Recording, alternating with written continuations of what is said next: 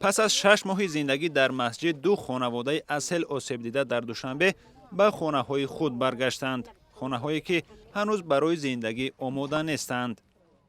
باران شدید و سیل در ماه اپریل امسال خانه عزت‌های صالحی‌وا را ویران کرد. او و 3 فرزند و خوشدامن پیرش توانستند از این آفت طبیعی نجات یابند. آنها را موقتاً در مسجد جای کردند. با امو قرائولی مسجد با آمدن گفتن که این فطر روزه خیلی یگان چی خانده استفاده بریم. ما رفتیم در و تریزه خریدیم.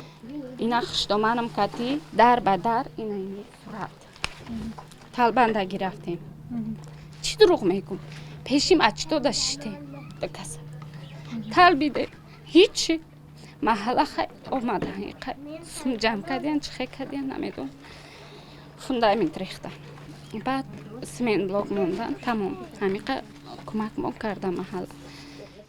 عزت‌های میگوید از ضرر آفت طبیعی به آنها تمام مسئولان ناحیه آگاه بودند و انتظار داشتند در برقرار کردن منزل زیستشان کمک میرسانند. اما میگویند بجز کمک پولی یک دفعه که 1800 سومانی بود دیگر دستگیری ندیدند.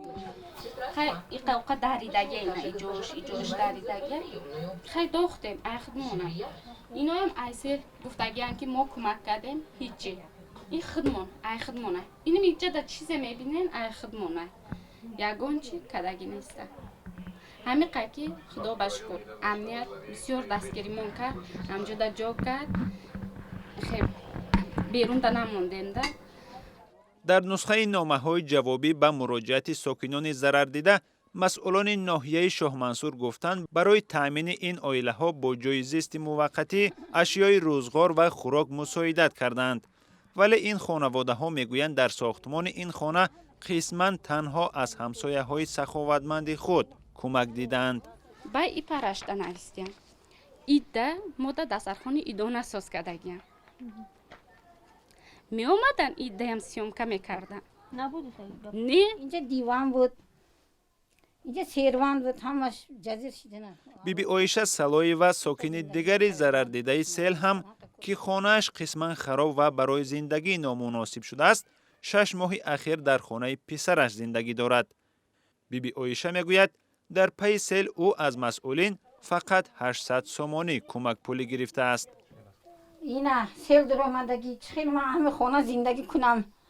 بچم کسالی کار بانیسه بر آمدگی یا خانه اونجا بچم خانهش داز زندگی دارم. احوالا بینتون یاردم هیچی نیست. حکومت آمد امتیاز آمد گفتن یاردم نیست خطان کنین ریمونت. من پول ندارم که زندگی من احوال. مسئولان ناحیه شاه منصور قبلا بر رادیوی آزادی گفته بودند به قدر امکان به این خانواده ها کمک میکنند. حالا با آمدن فصل سرما این خانواده ها از آن نگرانند که در خانه های سرد و ناتمامشان پیش از همه کودکان و پیرانسالان اذیت میکشند. شادمان یتیم، زرنگیز نوروزشاه، آزادی، دوشنبه.